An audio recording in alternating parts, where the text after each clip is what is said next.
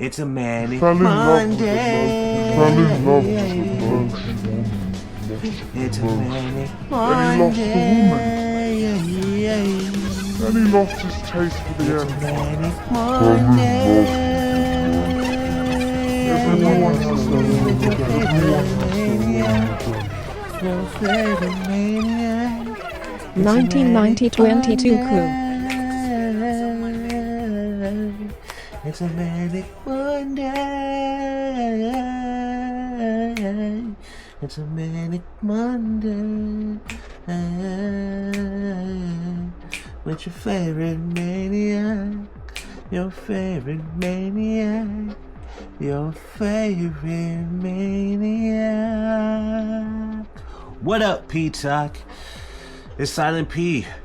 And as the theme song that is forever changing and forever evolving goes, your boy's a maniac. Manic Music Media number 8. Can't remember the name of it right now. Was that the slingshot effect? I think so. I really like that one. I really like the idea of it. I really like the concept. I really like the the intro, the thumbnail. It was like really cool. It was really sexy. And then Manic Music Media 9 happened. I don't think you really saw it. Like a clip of it went up. And I don't really remember what happened exactly, but I do remember it kind of got destroyed. So there is an audio version of it that like gets really good, and then right before the point where it's going to step into something, it just drops off. And there was a plan in the mind, in the engine of this mind, that was going to like add a cinematic effect to it and put it out, but I didn't. So it's just only like a minute clip of it. Oh, it's kind of sexy. Actually, I have the shirt on in that clip. I didn't even realize that until this very moment. I have the same shirt on. So listen, with all that being said, I think we are making up for Manic Music Media number 9 with Manic Music Media number 10. Here we are. Your favorite maniac is back on attack. So here on Manic Music Media number 10, because it is Manic Music Media Monday, August 5th, 2024, we will be going over the July weekly TV watch list, the July newcomer list, the July memorial section list, the July music list, the July movie list, the July in purgatory list, the July specials, all of the above from July 2024. I guess since we also haven't spoken in a while, we can kind of get an update on where things have happened. I think the last time we were really deep into this Manic Music Media and the Manic Music Media watch list lived on Patreon. But since then, we have moved to Substack. This is part of the brand new newsletter that basically brings all the information directly into your inbox. So whether you are a Substack user or just an email user, you can get the same information. But I will say that if you are on the Substack, you'll get so much more, because you'll actually get updated weekly, monthly, daily on how the actual watch list evolves, whereas you only get the email right in the beginning of the month. One actually went out today, and you're just getting a screenshot of what this day looks like, but obviously throughout the month so many more things hop on. But since we're talking about the watch list, since we're talking about the P-Talk Substack, let's get directly into it. Let's start off with what the July weekly TV watch list looks like. So once again, because this is the July watch list and we're already in August, I can kind of look at everything from a bird's eye view. So you're not going to get the screenshot of what it used to be. You're going to get what it looked like at the very end of the month. So just looking at the watch list, on Sundays, we were watching House of the Dragon, which has now officially ended. I cannot wait for the August Manic Music Media to really give the deep dive into that. But at the very end of the month, we had one episode left, and I was like on the edge of my seat for it. As always, we had Last Week Tonight, which always has some type of hiatus throughout the summer. Then there's Monday Night Raw, which, you know, is my pro wrestling if you are into that. check out Cause Silent P Said So on the Seriously Cool YouTube channel or on seriouslycool.com/coolprores. That is our sports, that is our theater for what we do here on P Talk. So you'll get a much bigger, deeper dive into that there. Also follow Cause Silent P Said So on Instagram, because that probably gets the most love from that, because it's not only original content, but it's very curated with the other type of wrestling that I'm into or experiencing at the moment. On Tuesdays, you got WWE NXT. Just spoke about that. We don't have to continue. On Wednesdays, Dark Matter. Now, I only ended up watching 2 episodes of Dark Matter. I think Dark Matter might have actually summed up in June, but I watched 2 episodes, always wanted to read the book, never really dived into it. So I think if it's not already, I'm gonna have to go back into the August watch list, and that's gonna add to the In Purgatory list, because I don't know if I'm gonna end up actually finishing that show. They have AEW Dynamite, like I said. Go follow Cause Silent P Said So on Instagram. Thursdays you have Ring of Honor and TNA Impact are really the only things that I watch there as well, but those haven't been getting watched. Just with life being busy and stuff, I don't really get to dive in all of the wrestling. Also, which we'll get into when we get to the specials, New Japan is having the G1 Climax. So when New Japan is in the business, it's WWE, it's AEW, and it's New Japan. So the other wrestling companies don't really get that much love. Friday, wrestling, more wrestling, and then you get Real Time with Bill Maher, which has also been on kind of a hiatus in the same way last week tonight has been. Then the other current shows, you have Knuckles, which came out, I believe, in April. I watched 2 episodes of it. It's made for children. It's cool. I knew that going into it. Happy to see Kid Cudi on the show, but I don't know if I'm ever going to get a chance to finish it. And then as I work on my album, sometimes I listen to a lot of music in the background. So the other, I'm not listening to music in the background. Sometimes I'm visually putting things on in the background. And for the last couple of months, it's either Spawn, which is on HBO, obviously, because that's where it premiered. Devs, which is a show that I've really just wanted to dive into and rewatch and get into. And then lastly, X-Men, because I was prepping before X-Men 97 came out. X-Men 97 has come and gone, but here and there I'll still dive into it. I should probably also add Amazing Spider-Man into it too, because sometimes that gets thrown into the factor as well. This month's podcast, so I started listening to the House of Dragon podcast. I might have only gotten 2 episodes in or so. Will I finish it? I say to myself, yes, but realistically, with the season finale being yesterday, I don't know if I will listen to any more of that. AEW Unrestricted, also wrestling podcast, but I haven't really been consuming that as well. My Wrestle Talk does get consumed on a regular basis. The weekly show with Jon Stewart, which I didn't really talk about it when we talked about Mondays, but the Daily Show is back. How insane and nuts is that? But as well as the Daily Show coming back, the Weekly Show podcast premiered and became a thing, and I think I'm 2 or 3 weeks behind on that, but it is a show that I am going to keep up with. And very interestingly enough, the Waveform podcast is something that gets consumed on a weekly basis for me. I remember the first time I ever saw Marquise Brown, it was probably like 15 years ago. He was a little thumbnail on my YouTube, and I'm like, who the hell is this corny guy doing tech on YouTube? And now he's one of the most popular tech reviewers in the world and is a millionaire based off of his YouTube. And at the time, I could not even think about YouTube being a way to monetize and a way to make money. He was so ahead of the lane. He had a vision for something that I could not even fathom. So I love seeing things like that, because it just reminds me of how little bit I know about anything in this world, and how I'm constantly growing, how I can constantly keep learning. And there we go. That is what I'm consuming on a regular basis. Let's get into July's newcomer section. The newcomer section, the memorial section, and the special section, I think will all blend into one segment on this episode. And that really only happens because summer. That's the only explanation I have for it. Less things to watch during the summer.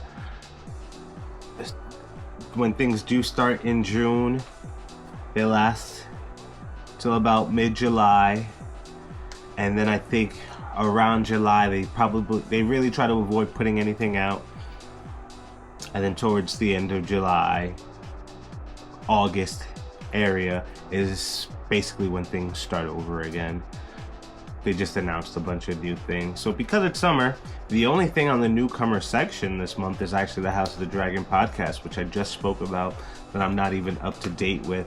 So the newcomer section barely exists this month on this July's Manic Music Media watch list.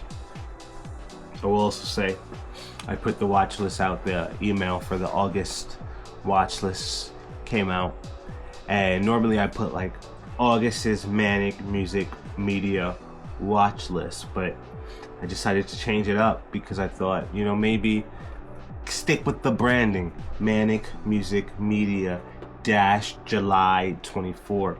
But then when you actually get the email and you look at the headline, the branding is great, Manic Music Media, but because you don't get the full thing, it gets cut off. So every watch list is going to look exactly the same.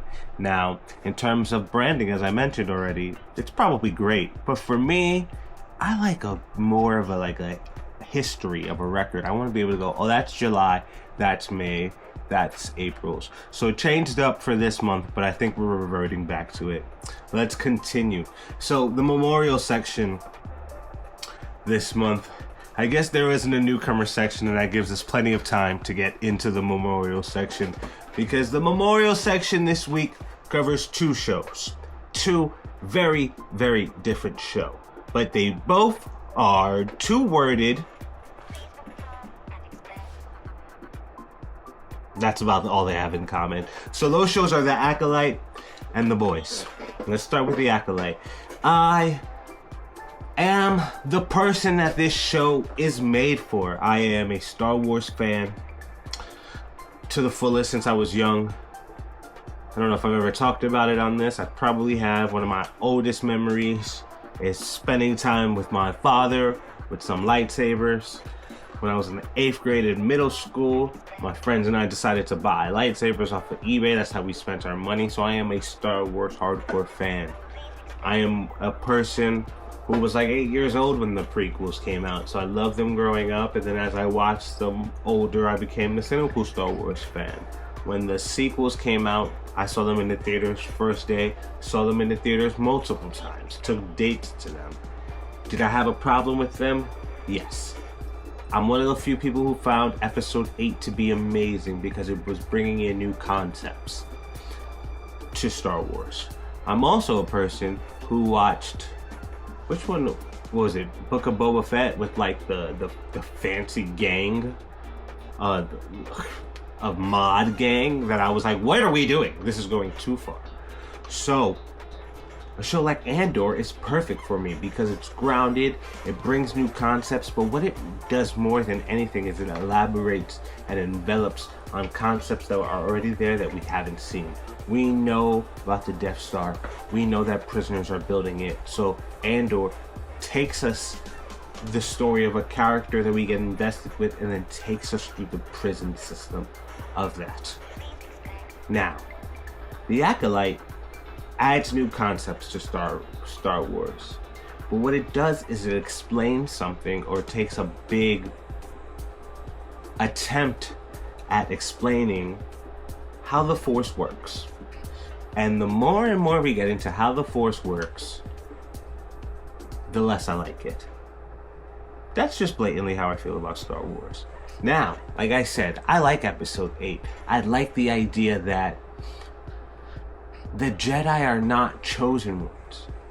As I've grown older and become a cynical Star Wars fan, I am the person to tell you that if we watch it, the Jedis are not the good guys. The Sith are also not the bad guys. The thing about the Force is that there needs to be a balance. The Acolyte tries to explain that. And there were some episodes that I was really into it, and then there was one episode, I can't remember what it was. I think I want to say it was episode 5, where it ended and I was like, this is terrible. Now, it was a mystery. I was curious about the mystery the whole time, so that's a success. But did everything that came out of the mystery, was it satisfying? Probably not. Do I need a season 2? I'll probably watch it because you introduced concepts and I'm curious as to where they would go. Am I excited about it? Not really. I'm not one of these people who like to talk crap about how woke Disney is, blah blah blah blah blah blah blah blah. I do believe that Disney and a lot of other companies are hiring screenwriters, directors, people that normally wouldn't have gotten these opportunities before.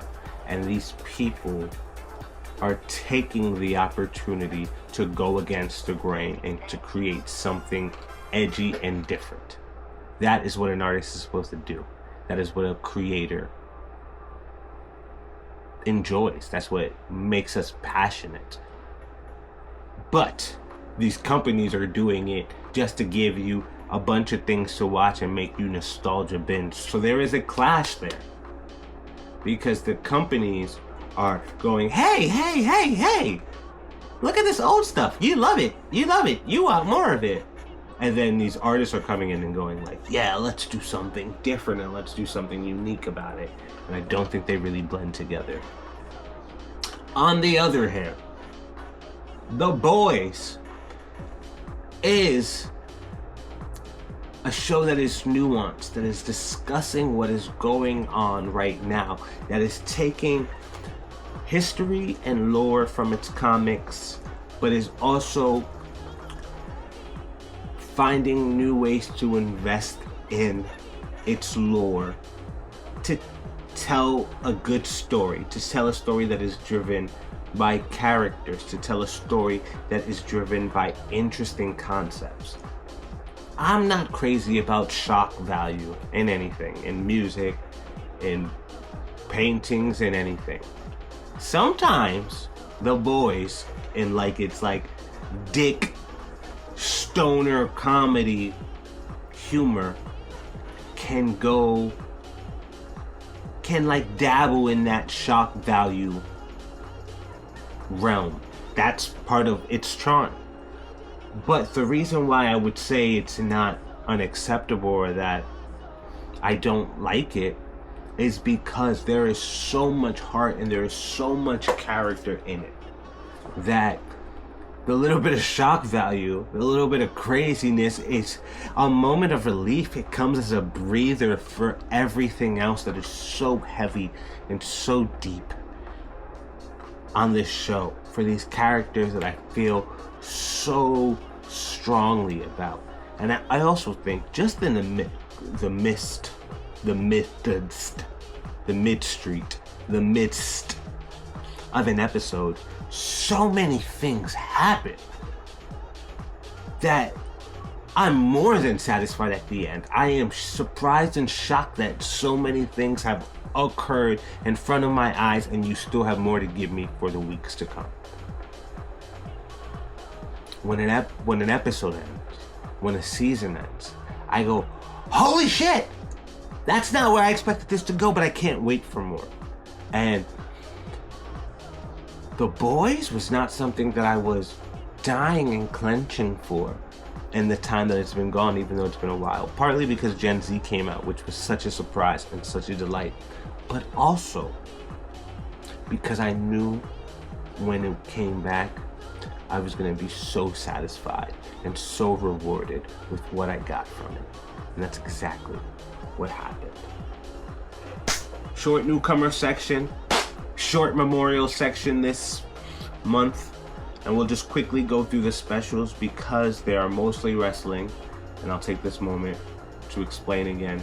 Because Tyler P said so. Follow Cool Pro Res. Follow seriouslycool.com/coolprores. Just to keep up with everything that's pro wrestling related that I cover. And the last specials were the WrestleMania XL Behind the Curtain, which is a special that has created a lot of memes for The Rock, which is hilarious. Forbidden Door, I was actually there in person with my sister, came back home, watched it. I didn't watch the X Games this year. I was just out all weekend, and I came back and I ended up watching the women's skateboard park elimination, but that's all I got out of it. I also think there was a lot of wrestling going on at the same time.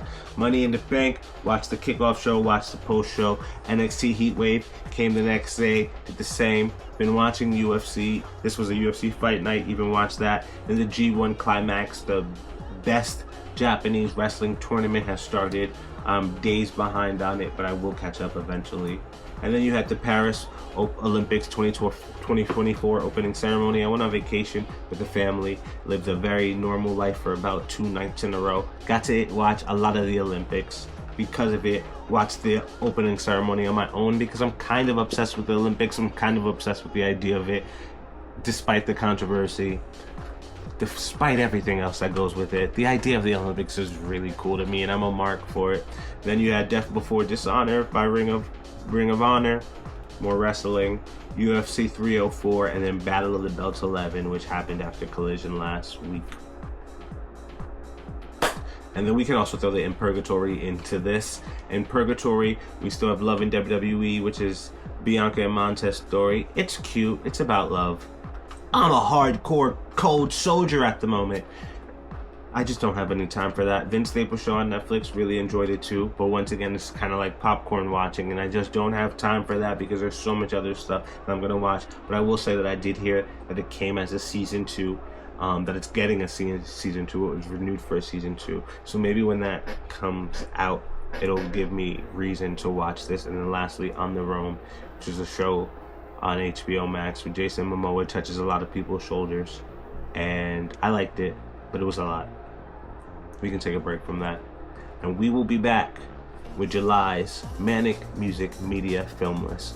Now, if we had a June watch list video version, A Quiet Place 1 and A Quiet Place 2 would have both been on it, because I made sure, because that there was this new one coming out, A Quiet Place Day 1, that I wanted to finally get in with it. I don't remember when the first Quiet Place came out, but I remember Bird Box came out around the same time, and everybody was talking about it, and maybe because I was avoiding the hype, I just never got around to watching either of them. I think that was also around the time that like Netflix films were kind of dropping in quality. I didn't think A Quiet Place would be one of them.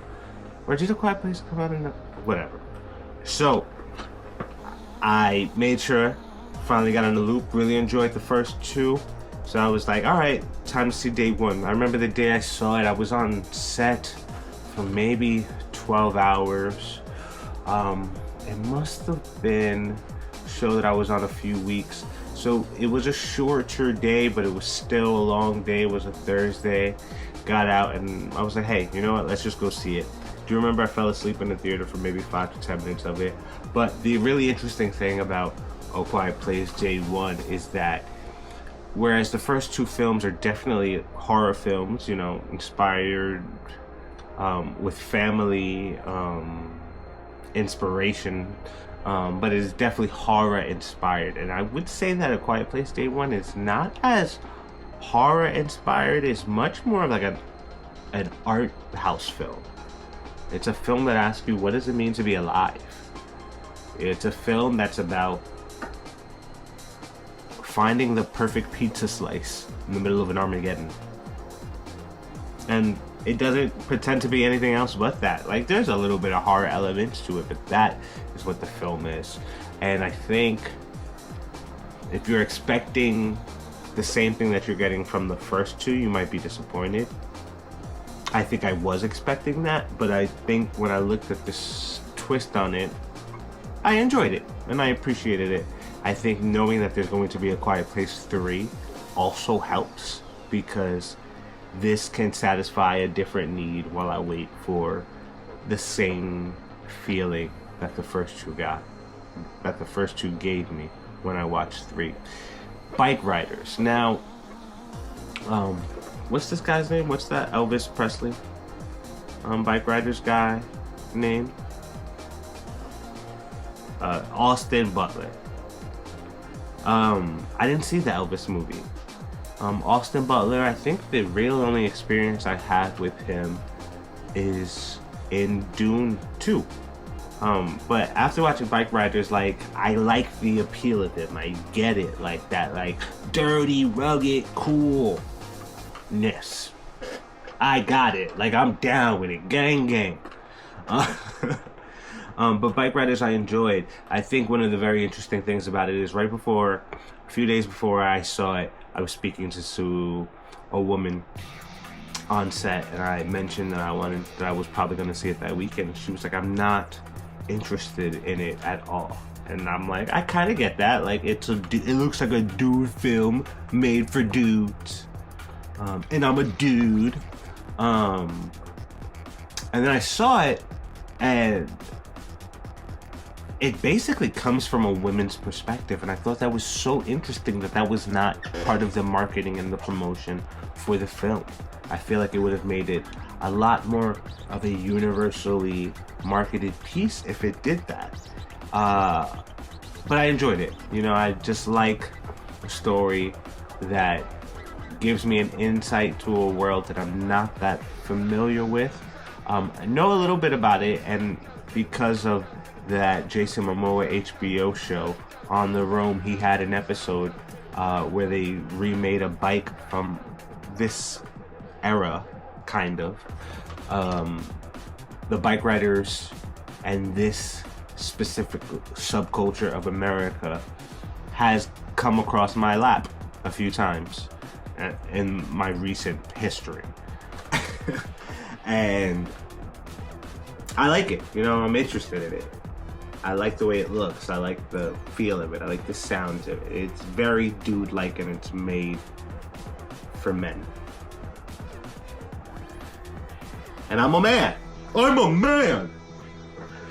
Moving on, Sing Sing. If you really want to know more about how I feel about Sing Sing, check out the videos on switch.nyc. I have a few shorts made, and then I have about a 2-minute review where it is not only before I got into the theater to see Sing Sing, where I just had an idea that I was going to see it, and then it's my immediate thoughts while I'm standing outside the gym right after watching it. So if you're interested, definitely if you're interested in me diving deeper into Sing Sing, definitely check those videos out and subscribe, like, give me a thumbs up, share, turn on bell notifications on switch.nyc, the Tyler PSwitch Dow YouTube channel, where you're also watching this Manic Music Media.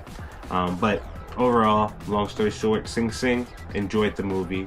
Since I made those videos, I spoke to my mom and my dad, who were both correction officers, about, you know, just like, how do y'all feel about watching a film about it? My dad was kind of like, yeah, cool, you know, not that interested in it, like, I lived it. And my mom, just being a Coleman Domingo fan, being a fan of just like art and films in general, was still interested in it. Could very much separate it from the life that she lived. And then Twisters is another video on the Switch.nyc channel where I covered that as well. I reviewed it in 2 words: quintessentially American, and I agree with that. I watched the first Twister about a month ago. It was probably also part of June's Manic Music Media watch list. And Twister, the first one, is such a weird film. Because it is about a man who is trying to bring his divorce papers to his ex-wife while he has his new wife with him, and they get sucked into this adventure. And it's just so strange that this man is so hot and so lovable that his ex-wife doesn't want to let him go, and his new wife is learning the truth about him. But also just a weird 90s film. I enjoyed it, but so weird. And Twisters is not like that at all. Twisters is a 2000s action American film, almost like in the same realm as like a Top Gun Maverick kind of film. Did have a weird kind of love story in the middle of it, which made my boy Anthony Ramos look like a fuck boy. That's besides the point. It was enjoyable. Turn my brain off. Enjoy it while I'm watching the movie. Actually got a little bit more nuanced and complex than I thought. You know, it has that twist, just enough of a twist to be like, oh, it made me think for a second, turn my brain back off. but I enjoyed it. The Accountant with Ben Affleck is a movie that I did not expect to watch at all, but I was at my sister's house. We're watching wrestling, you know, you get that lead in on TNT into the next movie. I've seen the first 15-20 minutes of Accountant because of that lead in probably 5, 10, 15 times in the past. But now I'm at my sister's house, we're talking, we're enjoying, and over my mother's shoulder I keep getting more and more glimpses of the film, and she's like, yeah, I love this film. So we start getting into the details of it. Meanwhile, we're like watching this whole thing with commercials, you know? It felt like 1997 all over again. And it's a better movie than I thought it was, or than I even knew it was. Had like a whole extra detail to it that I had no idea was even a part of it. Go watch The Accountant. Ben Affleck be having bangers, be having low-key bangers. A night that was special and emotional and felt great to me was the night that I saw Inside Out and Inside Out 2. I remember I was gonna go dancing, I was gonna go out, woke up late, and a little bit nocturnal recently. I'm like, I'm gonna go jam. And I got like, my niece pulled up on me and was like, yo, what's good? We started talking about music, she started showing me some new K-pop stuff she's with, and we just started vibing, and I'm like, you know what? I think I put on some wrestling. Yeah, it was a Saturday night. So I'm like, yo, we vibing, we listen to K-pop, but it's wrestling. AEW Collision is coming out. What we doing? Tua still with me, gang, we mobbed up. I'm like, at the end of this, I'm like, you know what, I'm not going out. She been pressing me about not seeing Inside Out and then Inside Out 2 for the longest. I was like, you know what, let's do it. We did one, we did the other. I had to be up early the next day. I was like, I don't care, let's do them both. Stayed up to like 3 o'clock in the morning watching Inside Out and Inside Out 2. And just what cute, emotional movies. They're exactly what I knew they would be. But they make me feel things. Like that, Pixar is good at that, you know? And they've always been good at that. Why did it take me so long to watch these movies? No clue. I remember I watched Frozen by myself crying about how sisters should love each other. And because I just had 2 little sisters that were born. I know these movies are good, but somehow I just never find the time for them anymore. Inside Out and Inside Out 2, watching them back to back, felt gratifying to my childless, still a child, heart and soul.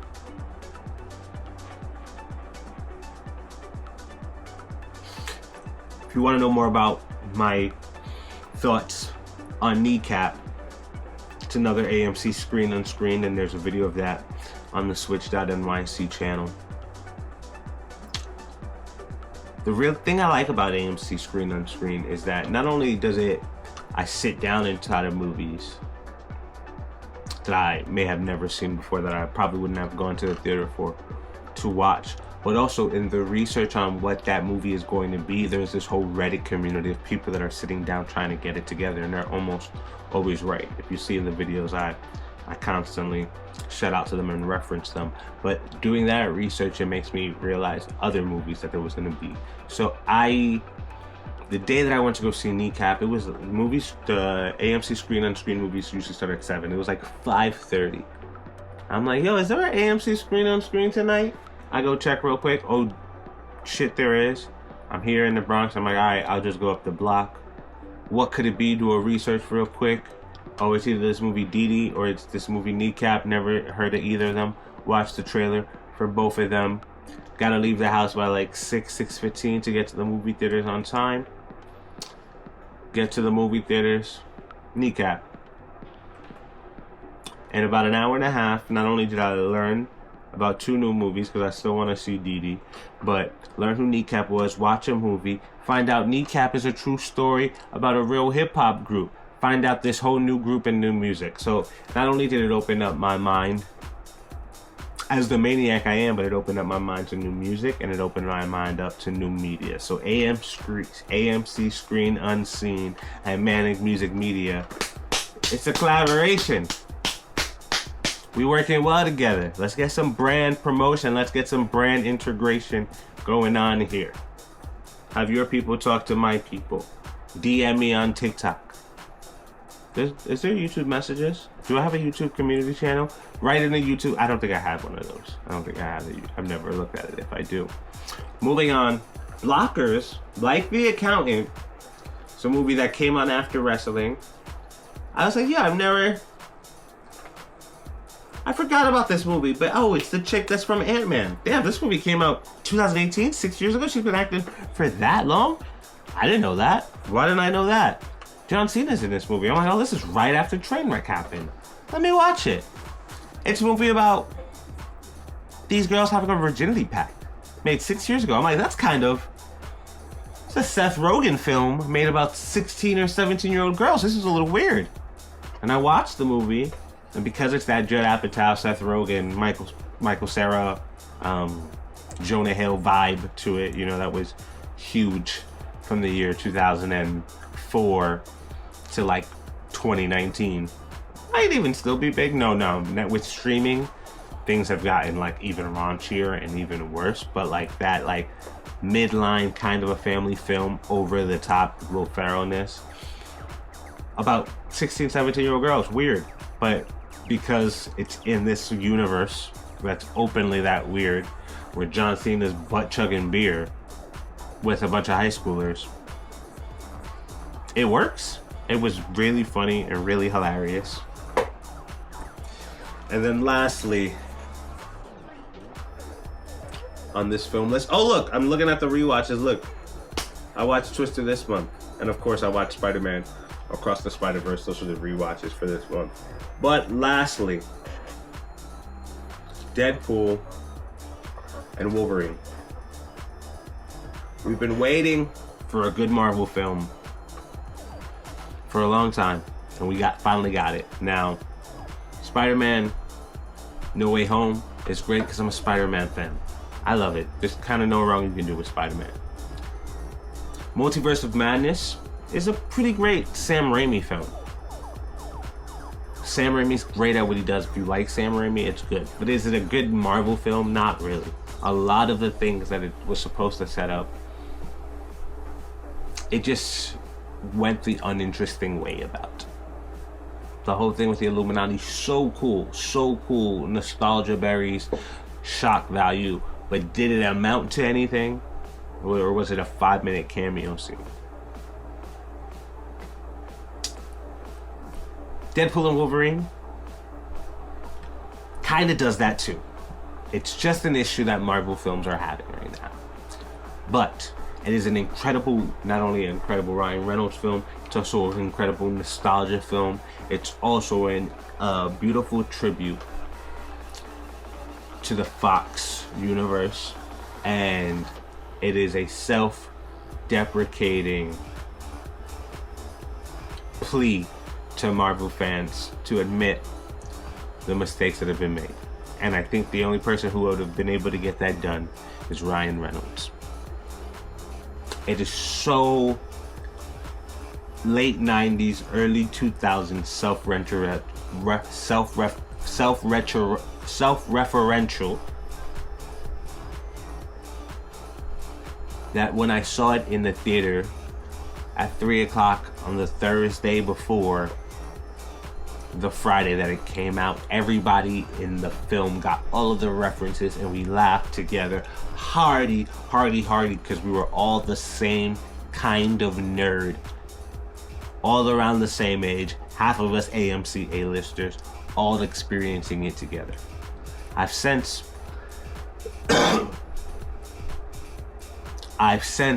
gone back to the theater and seen it with my younger sisters, who are much younger and did not get 75% of those references. And it did make me wonder, is this movie only made for a certain niche of people? But that certain niche of people are the people who are anticipating this film. So does it matter? Those are the people that are taking their kids to go see it and are going to explain all the references to their kids, like me, with my sisters. So does it matter? Probably not. I did make a video that it will probably never come out directly, just because the audio is bad, not because I had any other issue with it. Directly after watching the film, which made me question where the male species is going. We won't dive too deeply into that today. But there were like 3 single guys, like not front row, directly front row, but like front of the mezzanine, all alone watching it with no popcorn, no candy in hand. And I was one of those guys. And it might be a problem. The Republicans might be right. Democrats too. What is happening to our male species? We won't get into it. Deadpool and Wolverine. Fabulous. Hilarious. Does it mean Marvel's back? No, not by any stretch. It does not. But was it a great was it a great Ryan Reynolds film that satisfied 24 years of superhero films? Actually, if we're gonna bring in 26 years of superhero films, yes it did. And that's not an easy task to do, and they did it beautifully. Thank you, Ryan Reynolds.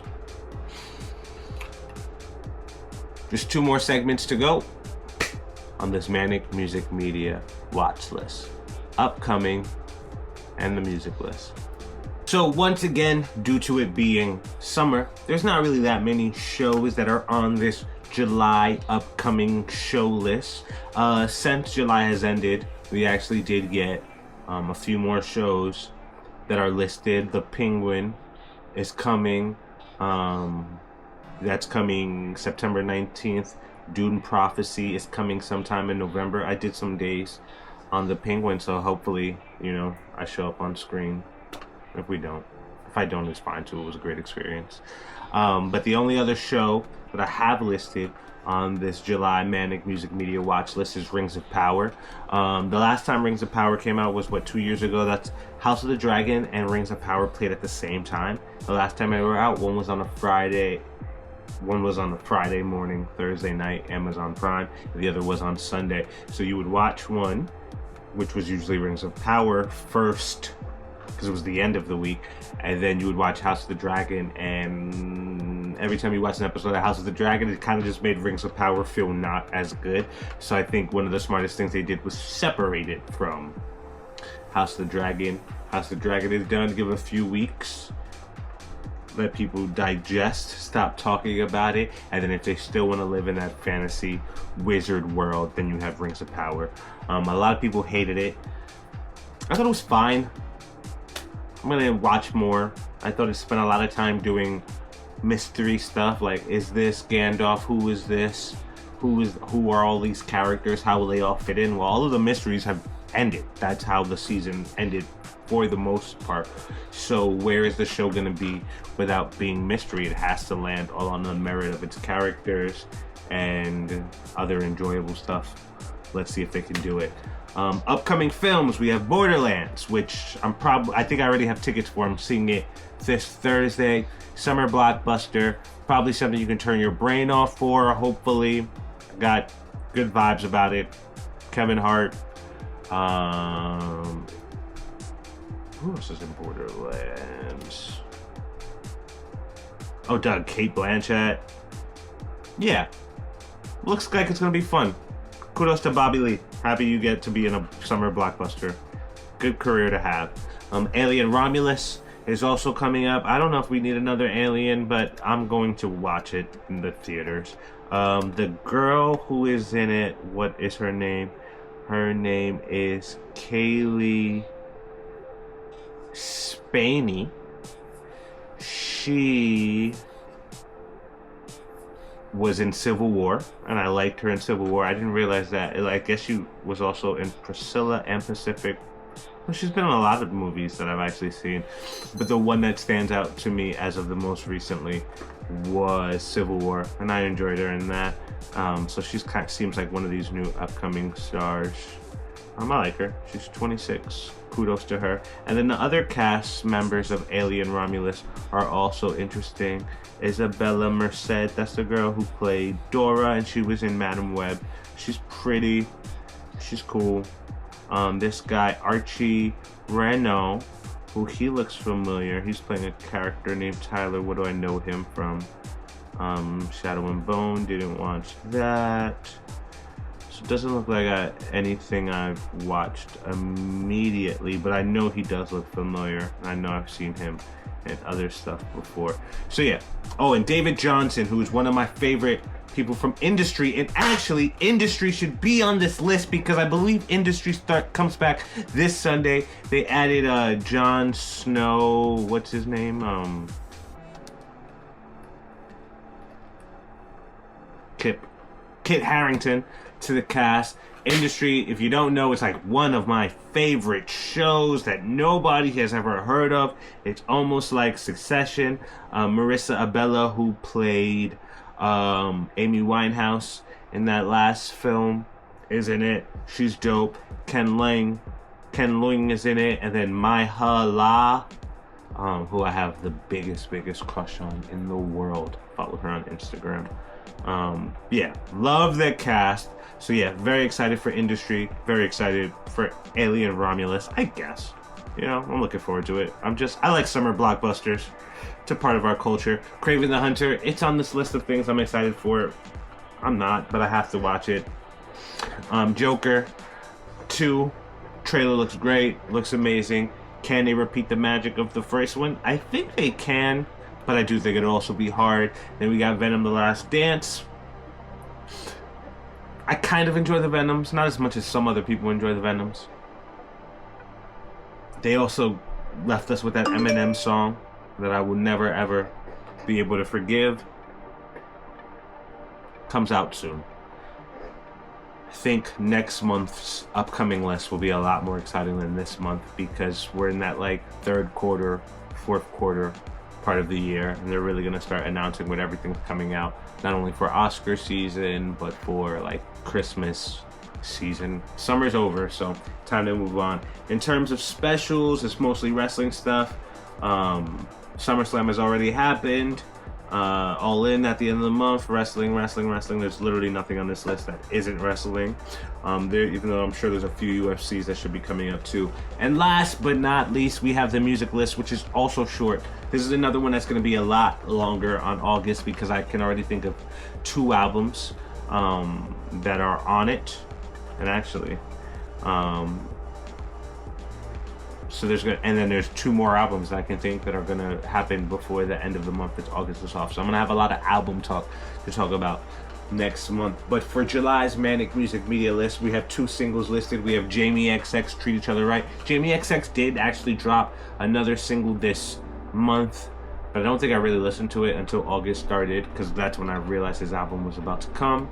He also played in town last Tuesday, found out about the show last minute, tried to get tickets last minute, was added to the watch list, but obviously was packed because Jamie XX is in town.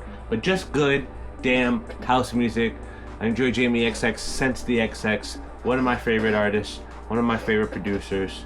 You know me, I love house music, probably more than any other genre in the world. I just want to go out and dance. I just want to go out and dance. And Jamie XX allows me to do that, which leads me into also the next song that we'll be talking about for the music list for July's Manic Music Media, and that is Gordo and Drake, Healing. Drake has kind of done something really smart after losing this beef where he did like 3 or 4 songs on this Gordo project that's coming out, which actually already dropped. I listened to it since. We'll talk about it next month. And it's just like good house music, party music that people will be playing all summer. If you don't know who Gordo is, he's previously known as DJ Carnage. I've seen DJ Carnage and Young Thug in concert together. Good house music, but also with a nice hip-hop, grimy feel to it. He's worked with a lot of rappers, but this new album is really like almost like a soulful R&B house music take. It's kind of taken him to a whole new place. There's he's dropped a bunch of music videos. In July, I experienced the Gordo Drake Healing music video, which actually does not feature Drake at all, but it does feature Gordo finding somebody on TikTok, sending a camera crew over to his house because the guy dances a lot, and then Gordo gave a car to this guy, this family. This car will completely change this family's life, and he never believed it would happen just by posting things on TikTok. Really beautiful story. Really like DJ Mustard, Gordo. Don't mean to dead name you, but I do like you. You do this weird thing on YouTube where when you release a new single, you change your YouTube name to the artist. So like, for example, when the Gordo Drake Healing song came out, he changed his YouTube name to Drake. So I'm scrolling through YouTube and I go, I don't follow Drake's YouTube. Why does this show up? Then I click on the video and I see, oh, it's Gordo actually, and it's a song with Drake. We've done it like 5 times for this release of this album, and I fall for it every time. So I should get used to it, but I don't really like it. It's like a little bit of a clickbait, but I get it. It's a promotional choice, it's a single choice, and it works. You know, you're not doing something like cheating on your girl and make it as a single. That's what the internet's talking about, right? That's what the internet's talking about, right? Poopy, poopy, poopy. What a terrible way to end this Manic Music Media watch list. Talking about the Central Sea Ice Spice. I know nothing about this. I'm not Team Mads. I'm too old to be talking about this internet baby stuff. This was Manic Music Media on a Manic Music Media Monday. I am your boy Silent P, holding back a sneeze.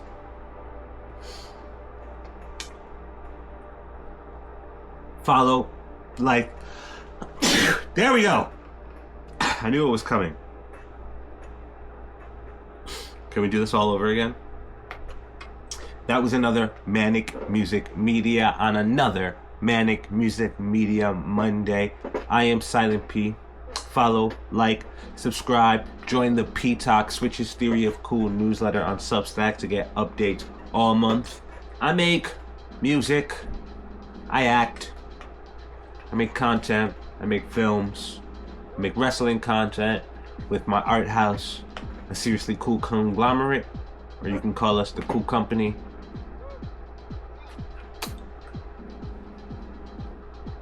Be a little manic, but I appreciate you. Thank you for watching. I hope you have a successful, productive week. Today I get to, and today you get to too. Love you, P-Top.